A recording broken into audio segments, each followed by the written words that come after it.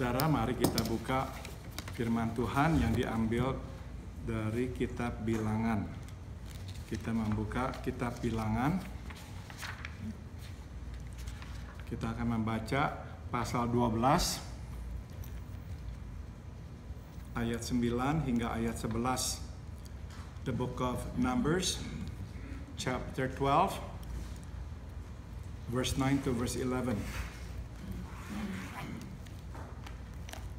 The book of Numbers, chapter 12, verse 9 to verse 11. Mari kita membacanya bersama-sama. 1, 2, 3. Sebab itu bangkitlah murka Tuhan terhadap mereka, lalu pergilah ia. Dan ketika awan telah naik dari atas kemah, maka tampaklah Miriam kena kusta, putih seperti salju. Ketika Harun berpaling kepada Miriam, maka dilihatnya bahwa dia kena kusta. Lalu kata Harun kepada Musa, Tuanku, janganlah kiranya timpakan kepada kami dosa ini yang kami perbuat dalam kebodohan kami. Mari kita berdoa. Bapa dalam surga, terima kasih kami boleh membaca firman-Mu. Kami berdoa, berbicaralah, jelaskanlah isi hati-Mu kepada kami, supaya kami mengerti. We thank you, Heavenly Father, for this opportunity to read your word. So we pray now, please speak to us, please explain your heart's desires and your thoughts to us. Dalam nama Tuhan Yesus kami berdoa, in the name of Jesus we all pray, amen. Halaman 13 di selebaran yang ada di tangan saudara, page 13. Setelah berbicara kepada Miriam dan Harun, Tuhan Allah marah. Dalam pengertian, ia menunjukkan kemarahannya. Tambahkan kata menunjukkan. After speaking to Miriam and Aaron, the Lord God was angry. In a sense, he displayed his anger. Sebab sesungguhnya dari awal ia sudah marah kepada mereka karena mereka memberontak terhadap kepemimpinan Musa. Because the truth is, from the very beginning, he was already angry at them for rebelling against Moses' leadership. Sebelum kita lanjutkan, mari kita berhenti sejenak dan petik dua pelajaran. And before we go on, let us pause and glean a couple of lessons. Pertama, Tuhan dapat marah kepada kita, tetapi tidak selalu ia memperlihatkan, tambahkan kata memperlihatkan kemarahannya. The first lesson is, God can be angry at us, but he does not always display his anger. Kita harus takut terhadap kemarahan yang Tuhan tunjukkan kepada kita. Tetapi kita harus lebih takut terhadap kemarahan yang tidak lagi ia tunjukkan kepada kita. Of course, we all have to be afraid of his exhibition of anger when he displays anger. But we must be more afraid of God's anger that he doesn't actually show it to us. Kenapa? Sewaktu Tuhan berhenti menunjukkan kemarahannya, itu berarti ia sudah membiarkan kita. Tambahkan kata membiarkan. The reason is when God stops or does not show his anger anymore to us, it simply means he is just basically letting us be. Membiarkan kita. Coba kita lihat satu ayat. Di Roma 1 ayat 24 ada di sini ayatnya. Romans chapter 1 verse 24.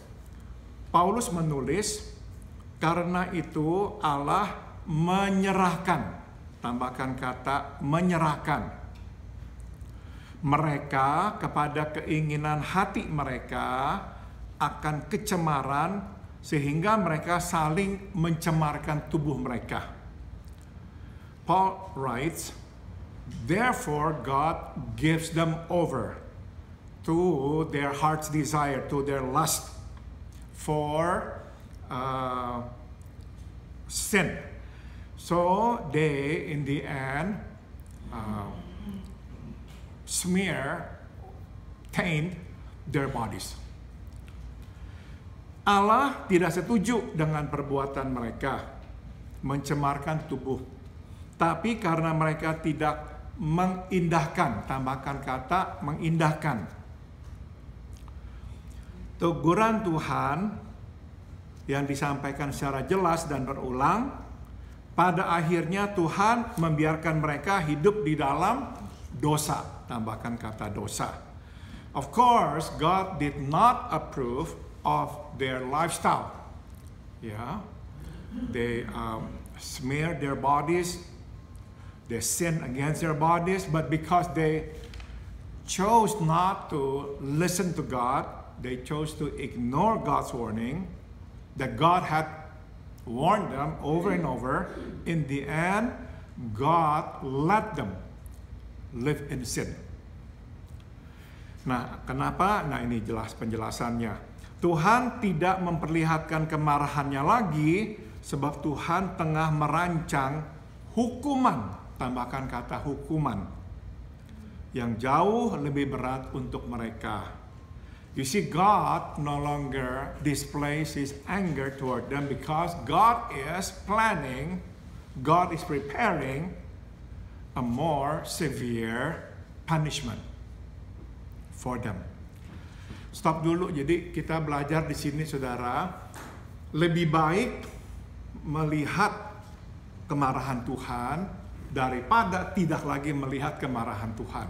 So we learn that it is better to see, the display of God's anger rather than not see the display of God's anger.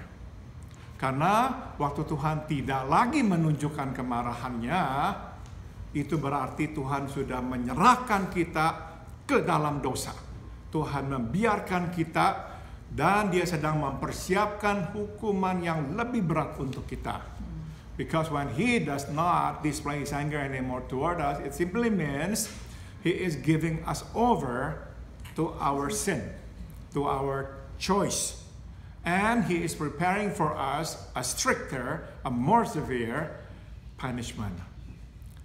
Nah, jadi saudara, kalau orang yang tidak takut Tuhan, waktu mereka tidak melihat Tuhan menunjukkan kemarahannya, mereka berkata, lihat tuh, Tuhan juga nggak pusing kok, nggak apa-apa kok. Ya, that's what people usually do. When people are not afraid of God, when they are disobedient to God, they don't care about God. When they don't see God showing His anger toward them, they say, or they conclude, see, God is fine. God doesn't mind. God is okay. Enggak. Waktu Tuhan diam, itu berarti Tuhan tidak okay. So always remember this. When God is quiet, it doesn't mean He is okay. Karena waktu Tuhan sama kita okay, Tuhan justru nggak akan quiet. He continues speaking to us. You see, when God is okay with us, our relationship with Him is okay, He will not be quiet. He will continue speaking to us. Ya, jadi kalau kita hubungannya sama Tuhan oke, justru Dia nggak akan diam. Dia akan sering-sering berbicara kepada kita. Hanya waktu hubungan kita dengan Tuhan tidak oke lah, maka Tuhan akan diam. Ya, so when God is not saying anything, when God is silent, God is quiet, most likely He is really angry at us. That's why He is letting us be. Jadi saudara, tergantung kepada kita ya, apakah kita mau mengindahkan teguran Tuhan. So it depends on us at the end ya. Whether or not we want to heed His warning. Kalau kita tidak lagi mengindahkan peringatannya, benar-benar Tuhan akan biarkan. When we don't longer listen to Him, we don't heed His warning anymore, At the end of the day, God just basically let us be. He even gives us over. Jadi makanya saudara, kita lihat dosa itu akan bisa benar-benar menjadi dosa yang lebih berat lagi, lebih parah lagi. Contohnya apa saudara? Kalau kita melihat secara lebih luas ya, contohnya adalah apa yang terjadi pada Perang Dunia Kedua. A good example that we can actually learn from is what happened during World War II. Saudara, pernah nggak saudara berpikir ya, kenapa Hitler mati-matian mau menyerang Uni Soviet? Have you ever given it some thought as to why Hitler insisted on attacking the Soviet Union pada Perang Dunia Kedua? Saudara, kita mungkin pernah mendengar ceritanya, saya pernah ceritakan ya. Dia sudah akhirnya mengalami kekalahan, tapi tetap dia kirim serdadu ya di Leningrad untuk bisa mempertahankan dan memenangkan kota itu dan akhirnya menguasai Uni Soviet. He was actually experiencing defeat, but he continued sending troops to Leningrad to fight against the Soviets. Saudara, padahal di negara-negara lain tentara Jerman sudah terpukul, terpukul. Nah, alasannya hanya satu, saudara. Dia begitu benci kepada orang Yahudi. The reason is he hated the Jews so much. Jadi begitu dia memang tahu banyak orang Yahudi di Soviet, dia benar-benar juga mesti datang ke sana, dia mesti tangkap, dia mesti bunuh. He knew there were a lot of Jews in Soviet Union, so he just had to go there, arrest them, and kill them. Saudara, nah kita tahu pada akhirnya ya Jerman kalah ya. We all know that in the end Nazi Germany lost the war. Saudara, Tuhan membiarkan, tapi tidak berarti Tuhan setuju merestui perbuatan Nazi saat itu. God let them be, but it doesn't mean God approve of their deeds, of their action. God disapprove, God disagree. Tapi akhirnya Tuhan biarkan. Tapi yang kita lihat adalah apa, saudara? Waktu Tuhan biarkan, mereka itu tambah gila, tambah sadis, tambah kejam. But you can see what happened when God gave people over to their sin. When God let them be, you see the face of the devil. Benar-benar, saudara. Ya, jadi barang siapa pernah melihat foto-foto orang-orang Yahudi yang ditangkap, dikamargaskan, dibuang. Saudara melihat sebetulnya tulang dan kulit. If you have seen all those pictures, the Jews that were in the concentration camp, their bodies, they were basically only left with skin and bone, nothing else left. Jadi saudara, itulah yang terjadi. Tapi saudara, Tuhan sedang mempersiapkan hukuman yang besar. But what happened was God was preparing a stricter, a more severe punishment. Ya, Tuhan menghancurkan. Tapi puji Tuhan, akhirnya Tuhan membangun kembali, memberikan kesempatan dan kasih karunia-Nya. Ya, saudara, jadi kita mesti hati-hati dan takut sewaktu Tuhan diam. Jangan anggap berarti tidak apa-apa. So remember, we must be afraid when God is silent, because maybe He is not happy with us, He is angry. Jadi dengarlah apapun yang Tuhan sampaikan. So take heed to His warning. Kedua, pelajaran yang bisa kita petik adalah Tuhan dapat marah kepada kita, tetapi itu tidak berarti Ia meninggalkan kita. Tambahkan kata meninggalkan. God can get angry at us, but it doesn't mean He abandons us. Ini pelajaran yang kedua. Dan inilah yang terjadi di sini. And that's what happened here. Tuhan Allah marah kepada Miriam dan Harun, tetapi Ia tidak meninggalkan mereka. Tambahkan kata tidak. The Lord God was angry at Miriam and Aaron, but He did not abandon them. Kata pergilah yang digunakan di sini bukan berarti pergi untuk meninggalkan mereka, melainkan pergi untuk kembali. Tambahkan kata kembali. Seperti lagunya Melky Guslo ya. Ya, di sini kan dikatakan Alkitab bahwa Tuhan Allah kemudian pergi. Nah, kata pergi di sini bukan berarti pergi meninggalkan, tapi pergi untuk kembali. Ya, so when the Bible says the Lord God then left, it doesn't mean that He left them forever or He abandoned them. He left, but He would come back. Kata yang sama digunakan di Kejadian pasal 17 dan pasal 18. Yaitu setelah Allah selesai berbicara dengan Abraham, Ia meninggalkannya.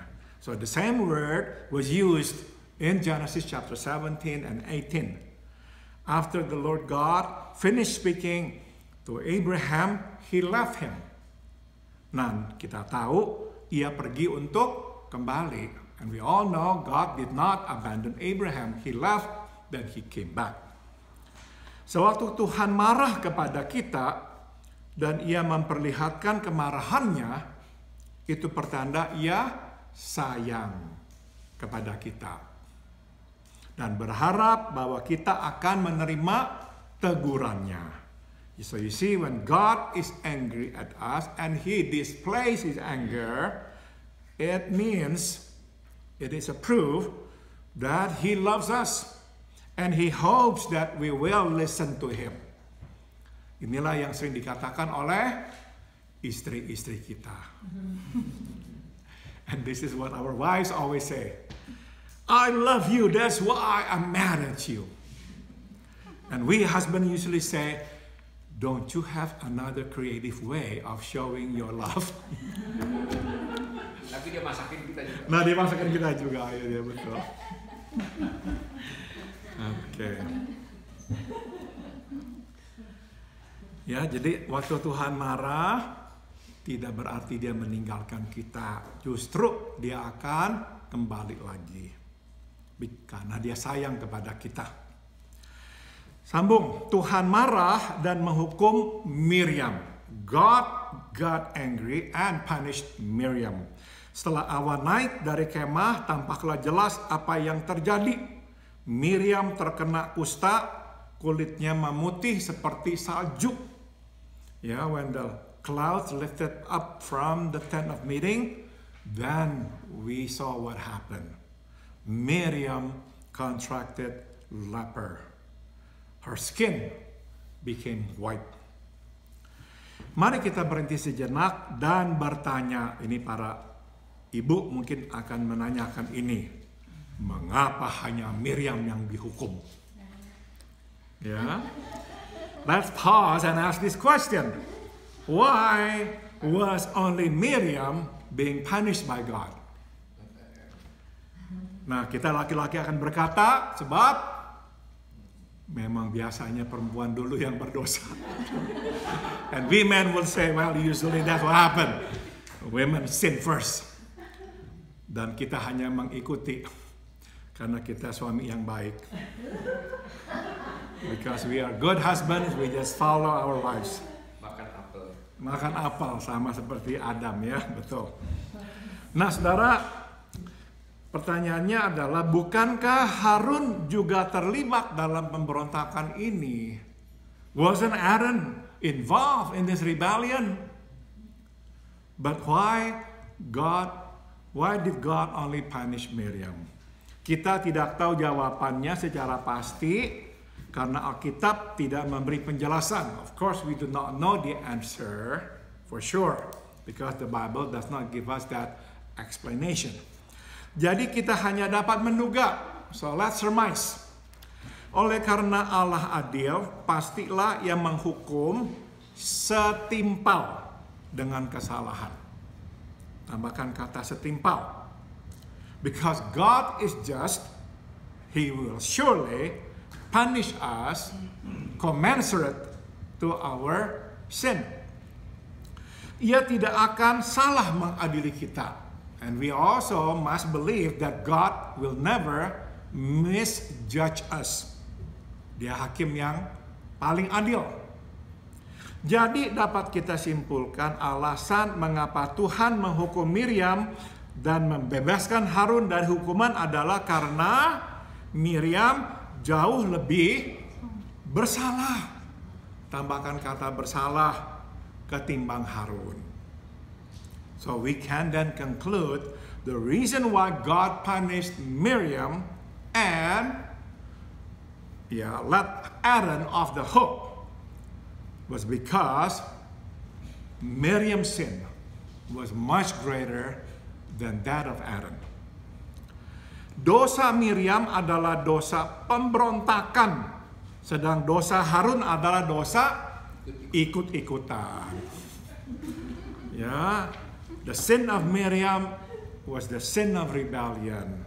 The sin of Aaron was the sin of following, not being able to stand up.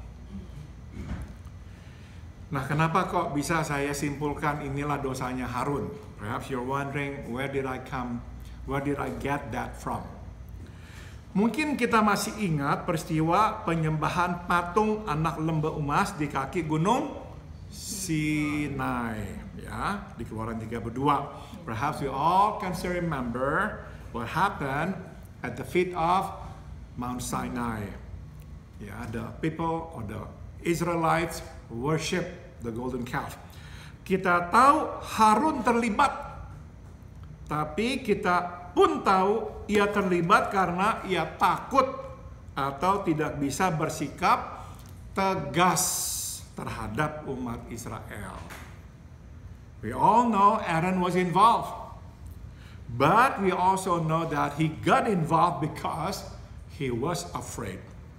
Or he could not be firm against or toward the Israelites. Tampaknya itulah kelemahan Harun. Apparently that was his weakness. He could not be firm. Ia tidak berani menunjukkan sikap. Yeah, he dare not show his stance or his attitude. Besar kemungkinan ia tidak sepenuh hati mendukung kakak perempuannya, tetapi ia tidak berani menentangnya. He is a good younger brother. Yeah, most likely he actually was not wholeheartedly supporting Miriam. But he dare not go against his eldest sister. Akhirnya ia memilih mengikut kakaknya daripada adiknya. So in the end, he chose to follow his older sister than to follow his younger brother. Makanya jadi anak tengah banyak salahnya ya, banyak susahnya ini. Ya, to be a middle child sometimes is tough. You follow the older one or you follow the younger one. Nah, ini ya dilemanya Harun ya. Harun salah. Ia pun dihukum bukan dengan hukuman fisik tetapi dengan hukuman mental. Tambahkan kata mental.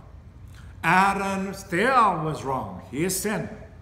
And he got punished, but not with a physical punishment, but with a mental punishment. Apa hukumannya Harun, saudara?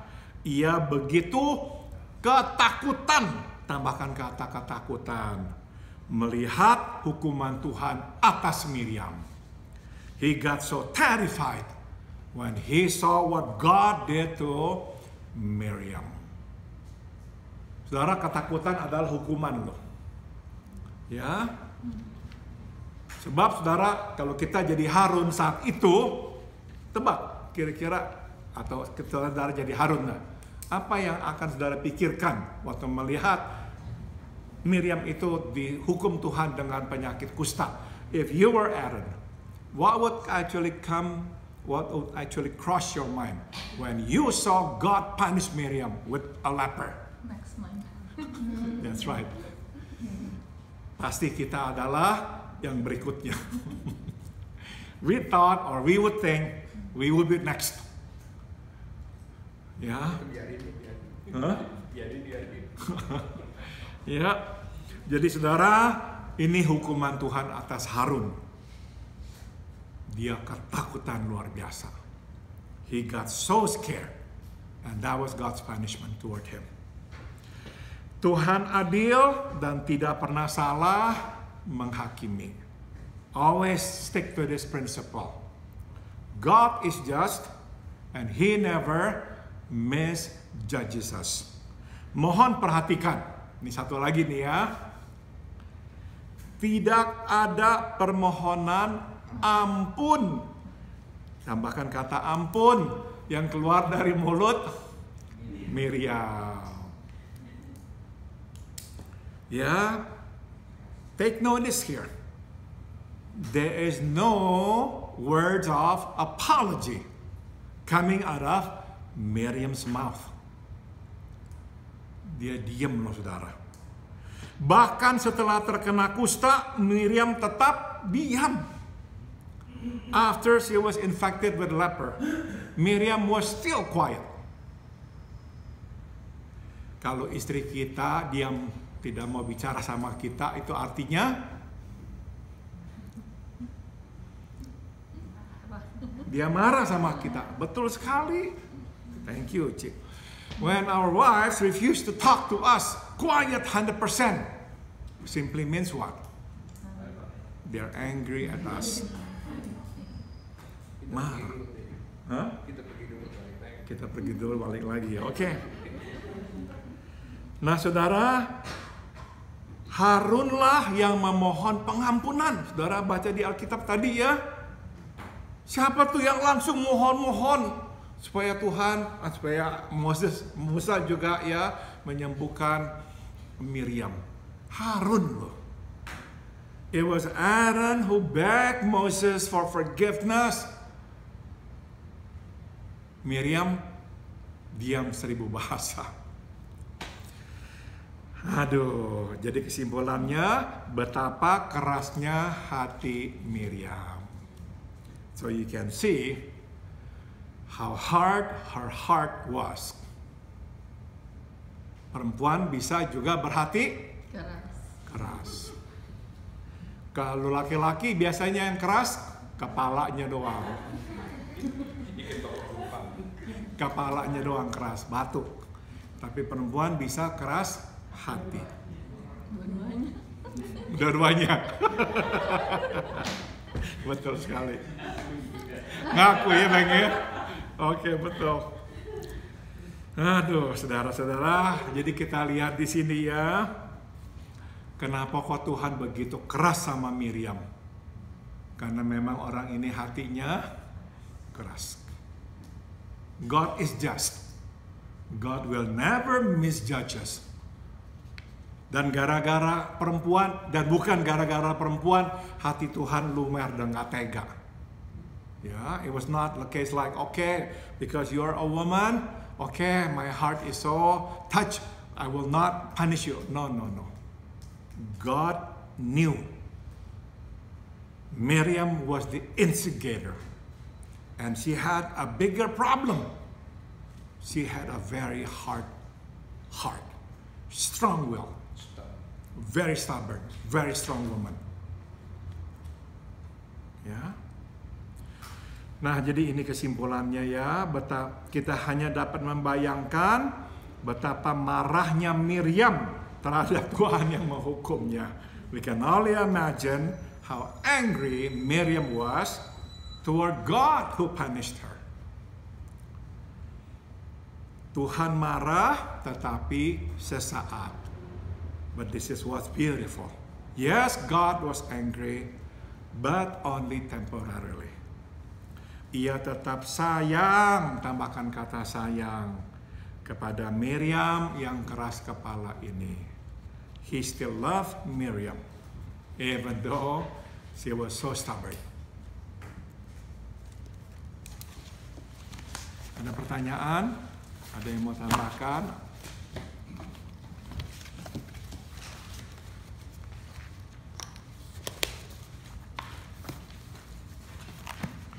Oke, kalau nggak ada, kita akan sudahi ya. Mari kita berdoa. Bapa dalam surga, terima kasih kami boleh belajar firman-Mu hari ini. We thank you, Lord, for giving us the time, the opportunity to learn from you today. Bapa, biarlah kami terus takut akan Engkau. Help us be always afraid of you, Heavenly Father. Biarlah kami jauh dari dosa, jauh dari pemberontakan, tapi dekat dengan kehendak-Mu. Help us be far from sin, help us be far from especially the sin of rebellion, but draw us near to you. Dalam nama Tuhan Yesus kami berdoa. In the name of Jesus we all pray. Amen. Terima kasih.